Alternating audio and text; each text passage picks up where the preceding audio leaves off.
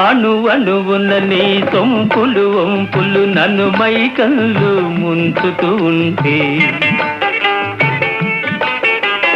అణువణువున నీ సొంపులు వంపులు నన్ను మైకల్లో ముంచుతూ ఉంటే, నీలో ఐక్యం చెందాలంటూ,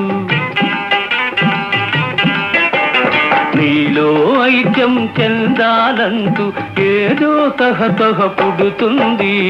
ఎందుకనో ఎందుకనో నిన్ను చూడగనే కవ్వించాలని ఉంటుంది. కవ్వించి నీవు కలహమాడితే నవ్వు కొనాలని ఉంటుంది. ఎందుకనో